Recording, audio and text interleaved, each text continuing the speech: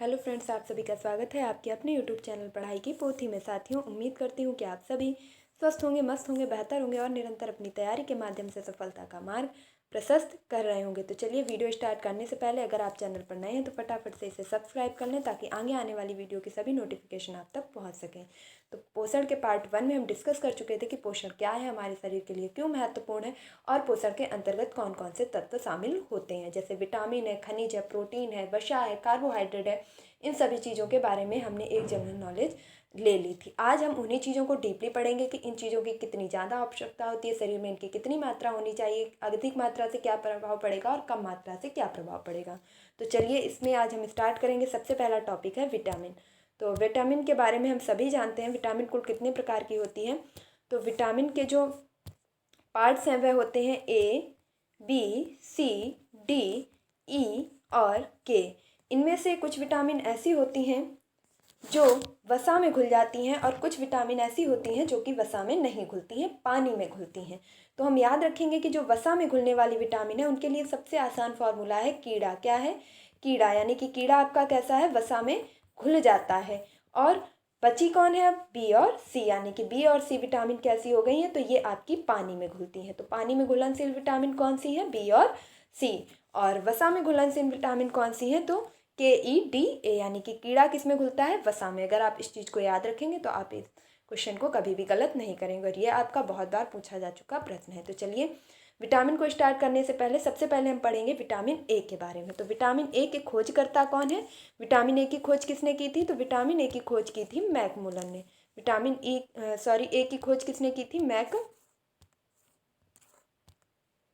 मैकुलन ने vitamin A की खोज की थी। अगला है, विटामिन ए की खोज मैकुलन ने की थी तो इसका रासायनिक नाम क्या है? यानी कि इसका साइंटिफिक नेम क्या है? तो रेटिनॉल। विटामिन ए का रासायनिक नाम क्या है? रेटिनॉल। इसकी कमी से कौन सा रोग होता है? यानी विटामिन ए की यदि हमारे बॉडी में कमी हो जाती है तो कौन सा रोग हो जाएगा? तो रतौंधी या जीरोफ्थैल्मिया। देखिए, रतौंधी रोग तो लगभग चर्चा में रहता है, ये शब्द आप कई बार सुन चुके हैं, लेकिन जीरोफ्थैल्मिया ये कैसा अभी आपको नया शब्द दिख रहा है। तो आई होप कि अब नेक्स्ट एग्जाम में आपसे जीरोफ्थैलिया ही पूछा जाएगा कि ये रोग किस विटामिन की कमी से होता है। तो आप याद रखेंगे किसकी कमी से? विटामिन ए की कमी से। नेक्स्ट है कि इसे और क्या कहा जाता है? तो विटामिन ए को संक्रमण रोग भी कहा जाता है। अब ये प्राप्त कहाँ से होता है? यानी अगर हमें अपने शरीर में विटामिन ए की कमी को नहीं करना है तो हमें क्या क्या चीज़ें लेनी होगी? तो गाजर, इसके बाद हमें लेना होगा पका हुआ आम, पपीता, मछली के यकृत का तेल। देखिए, याद रखिएगा, मछली का तेल नहीं लेना है, मछली का तेल नहीं लेना है, हमें लेना है मछली के यकृत का तेल। और इसके साथ मांस और दूध, ये चीज़ें क्या करेंगी? हमारे शरीर में विटामिन ए की पूर्ति करेंगे। नेक्स्ट देखेंगे, इससे संक्रमण रोधी या संचय यकृत में जो इसका संचय है वह कहाँ होता है? यकृत में होता है। और इसे किस विटामिन के नाम से जानते हैं? तो इसे संक्रमण रोधी विटामिन के नाम से जानते हैं। और यह सबसे ज़्यादा किस में पाया जाता है? ये कई बार पूछा जा चुका है। तो गोल्डन धान, यानी कि जो आपके गोल्डन राइस भी बोलते हैं, गोल्डन राइस में क्या पाया जाता है? विटामिन ए सबसे ज़्यादा पाया जाता है। नेक्स्ट है, मछली के यकृत में विटामिन डी और मछली के यकृत के तेल में विटामिन ए पाया जाता है। बहुत ही माइनर अंतर है। तो याद रखेंगे, यदि मछली के यकृत में पूछा जाए तो विटामिन डी पाया जाता है, जबकि यकृत के तेल में क्या पाया जाता है? विटामिन ए पाया जाता है। चलते हैं नेक्स्ट विटामिन की तरफ। अगला दिया गया है विटामिन डी। और विटामिन डी के बारे में बताया गया है कि इसकी खोज किसने की है? तो विटामिन डी की खोज करता है हॉपकिंस। विटामिन डी की खोज किसने की है? हॉपकिंस नामक वैज्ञानिक ने विटामिन डी की खोज की है। इसकी प्राप्ति के स्रोत क्या हैं? ये हमें कहाँ कहाँ से प्राप्त होता है? तो इसका जो मूल स्रोत है वह है सूर्य का प्रकाश। सूर्य के प्रकाश से हमें विटामिन डी अच्छी मात्रा में प्राप्त हो जाती है। नेक्स्ट देखेंगे, मछली के यकृत का तेल। मछली का यकृत अभी आपको बताया। इसके साथ दूध, अंडे, मांस और सब्जियां, इनसे भी हमें विटामिन डी अच्छी खासी मात्रा में प्राप्त हो जाती है। इसकी विशेषताएं क्या हैं? तो इसे धूप का विटामिन भी कहते हैं, इसे हार्मोन्स विटामिन के नाम से भी जाना जाता है और ये हड्डियों और दांतों को मजबूत बनाता है। यदि यह हमारे शरीर में नहीं होगा तो क्या प्रभाव पड़ेगा? तो इसकी कमी से क्या होगा? रिकेट्स या ऑस्टियोमलेशिया। जो रिकेट्स रोग है ये किस में होता है? ये अधिकांश आपका बच्चों में पाया जाता है, जिसे सूखा रोग के नाम से भी जाना जाता है। किस रोग के नाम से? तो सूखा रोग के नाम से भी जाना जाता है। ऑस्टियोमलेशिया ये आपके बुजुर्ग लोग कह सकते हैं या आपके जो उम्र दराज लोग हैं उनके अंदर ये ऑस्टियोमलेशिया पाया जाता है। इसमें जो मुख्यतः हड्डियां हैं वे कमज़ोर हो जाती हैं और उनकी कमर में दर्द इस तरीके की समस्याएं बनी रहती हैं। तो विटामिन डी की खोज किसने की? हॉपकिंस ने। मिलेगा कहाँ से? धूप के प्रकाश यानी कि सूर्य के प्रकाश से, मछली के यकृत से, दूध, अंडे, मांस, मछली और सब्जियों से। इसके साथ साथ इसे धूप का विटामिन भी कहते हैं। हड्डियों और दांतों के निर्माण में ये सहायक होता है। इसे हार्मोन्स विटामिन के नाम से भी जानते हैं और इसका जो साइंटिफिक नेम है वह है कैल्सीफेरॉल। विटामिन डी का साइंटिफिक नेम क्या है? कैल्सीफेरॉल। चलते हैं नेक्स्ट विटामिन की तरफ। अगला दिया गया है विटामिन ए। देखिए, मैं बिना रुके और अन्यथा किसी भी बात को डिस्कस किए बिना सिर्फ टू द पॉइंट बात करूँ ताकि आपका समय बचा सकूँ। और अगर आप इस वीडियो को देख रहे हैं तो अंत तक ज़रूर देखें। ये आपको अगर पहले से आता है तो आपका एक बेहतर रिवीजन भी हो जाएगा। तो विटामिन ई की खोज किसने की है? विटामिन ई की खोज करता है इवांस। विटामिन ई की खोज किसने की है? इवांस नामक वैज्ञानिक ने विटामिन ए की खोज की है। इसका साइंटिफिक नेम क्या है? तो टोकोफेरॉल इसका साइंटिफिक नेम है। इसकी कमी से कौन सा रोग होता है? तो नपुंसकता या बांझपन। यानी पुरुषों में कौन सा रोग होगा? तो पुरुषों में होगा आपका नपुंसकता, जबकि महिलाओं में कौन सा रोग देखने को मिलेगा? तो बांझपन। विटामिन ई हमें कहाँ से प्राप्त होती है? तो अंकुरित अनाज से। और अंकुरित अनाज से जो तेल निकाला जाता है उससे भी हमें विटामिन ई अच्छी खासी मात्रा में प्राप्त होती है। अनाजों का छिलका, सोयाबीन, इनसे भी हमें विटामिन ई प्राप्त होती है। इसे ब्यूटी विटामिन या प्रजनन विटामिन के नाम से भी जाना जाता है। इसे ब्यूटी विटामिन क्यों कहते हैं? तो आपने देखा होगा कि काफ़ी लोग इसका जो प्रयोग है विटामिन ई के कैप्सूल वगैरह का फेशियल में करते हैं, बालों में लगाने के लिए करते हैं, अन्य सौंदर्य प्रसाधनों में भी विटामिन ई भरपूर मात्रा में मिलाया जाता है। तो इसके साथ साथ आप इस चीज़ को भी याद रखेंगे कि अगर कभी ऑप्शन इस तरीके से आ जाता है कि विटामिन ई का मुख्य स्रोत क्या है? अंकुरित अनाज और अनाजों का छिलका, सोयाबीन, सब्जियां, अंडे, दूध या आपका गेहूं, अंकुरित गेहूं। तो इसका जो मोस्ट इम्पॉर्टेंट आप कह सकते हैं तत्व कौन सा है? तो विटामिन ई सबसे ज़्यादा मात्रा में पाया जाता है अंकुरित गेहूं में। कोई भी अंकुरित अनाज हो उसमें विटामिन ई पाया जाएगा, लेकिन गेहूं में सबसे ज़्यादा मात्रा में पाया जाएगा। अगला देखेंगे विटामिन के। विटामिन के खोज करता है डेमवा डेजी। विटामिन के की खोज किसने की है? डेमवा डेजी नामक वैज्ञानिक ने विटामिन के की खोज की है। इसका रासायनिक नाम क्या है? तो फिलोक्विनोन या नेफ्ताक्विनोन। इसका साइंटिफिक नेम क्या है? फिलोक्विनोन या नेफ्ताक्विनोन। इसकी कमी से कौन सा रोग होता है? तो इसकी कमी से रक्त का थक्का नहीं बनता है। रक्त का थक्का नहीं बनता है, यानी किसी भी स्थान पर अगर आपको चोट लग जाती है तो आपका रक्तस्राव होता ही रहेगा। जो नॉर्मल टाइम में आपका रक्त जम जाता है वो नहीं जमेगा और लगातार जो है खून बहता रहेगा, जिससे रोगी की मृत्यु भी हो सकती है। नेक्स्ट देखेंगे इसकी प्राप्ति के स्रोत क्या क्या हैं, मतलब ये कहाँ से हम प्राप्त कर सकते हैं? तो हरी पत्तेदार सब्जियाँ, दूध, अंडे, सोयाबीन, ये सभी चीज़ें क्या हैं? विटामिन के भरपूर स्रोत हैं। रक्त का थक्का बनाने वाला विटामिन के नाम से भी इसे जाना जाता है। नेक्स्ट देखेंगे विटामिन बी। तो अभी तो हम सबसे पहले विटामिन बी के सभी नामों पर एक बार नज़र डाल लेते हैं। तो विटामिन बी के जो कुल काइंड्स हैं, मतलब प्रकार है, उसमें विटामिन बी1 जिसे थायमिन के नाम से भी जाना जाता है। विटामिन बी1 को किस नाम से जानते हैं? थायमिन के नाम से। इसकी कमी से बेरी नामक रोग होता है। विटामिन बी2 को राइबोफ्लेविन कहते हैं। इसका साइंटिफिक नेम राइबोफ्लेविन है। इसकी कमी से होठों का फटना, किलोसिस नामक रोग होता है। और विटामिन बी3 को नियासिन कहते हैं। इसकी कमी से पेलाग्रा या चर्म रोग होता है। विटामिन बी5 का जो साइंटिफिक नेम है वह है पेंटाथोनिक अम्ल और इसकी कमी से बाल पकना। बाल पकने का मतलब ये नहीं है कि पक्के पीले हो गए, पक्के सफ़ेद हो गए हैं। पकने का मतलब है बालों का सफ़ेद होना। जिनके कम उम्र में बाल सफ़ेद हो जाते हैं तो उनमें किस विटामिन की कमी होती है? विटामिन बी5 की। नेक्स्ट देखेंगे विटामिन बी6। इसका रासायनिक नाम क्या है? तो पैराडॉक्सिन। अभी ये सभी साइंटिफिक नेम आपको एक ही ट्रिक से याद करवा दूंगी, प्लीज़ वीडियो के अंत तक जुड़े रहें। नेक्स्ट है इसकी कमी से होता क्या है? तो एनीमिया या पेशीय ऐंठन। नेक्स्ट है विटामिन बी7। इसका रासायनिक नाम है बायोटीन और इसकी कमी से तनाव या अनिद्रा। विटामिन बी9 का रासायनिक नाम है फोलिक अम्ल और इसकी कमी से रक्ताल्पता, मतलब कि रक्त की कमी हो जाती है। नेक्स्ट है विटामिन बी12 और इसका जो साइंटिफिक नेम है वह है साइनोकोबालामिन और इसकी कमी से क्या होता है? घातक एनीमिया हो जाता है। अब हम इन सभी पार्ट्स को डिटेलिंग में पढ़ेंगे। हम सबसे पहले पढ़ेंगे विटामिन बी1 के बारे में। तो विटामिन बी1 जो है इसका रासायनिक नाम क्या है? तो विटामिन बी1 का जो रासायनिक नाम है वह है थायमिन। विटामिन बी1 का रासायनिक नाम क्या है? थायमिन। इसकी कमी से कौन सा रोग होता है? तो बेरी नामक रोग विटामिन बी1 की कमी से हो जाता है। इसे कुपोषण भी कह सकते हैं। और इसकी प्राप्ति के जो स्रोत हैं वह है अनाज, हरी सब्जियां, अंडे और दूध। आई थिंक दूध जो आपका है 100% एक ऐसी चीज़ है जो संपूर्ण आहार के अंतर्गत गिनी जाती है, क्योंकि जो दूध है उसमें सभी प्रकार के प्रोटीन, सभी प्रकार के विटामिन, सभी प्रकार की तत्व जो है शरीर को मिल जाते हैं, सिर्फ विटामिन सी को छोड़ के।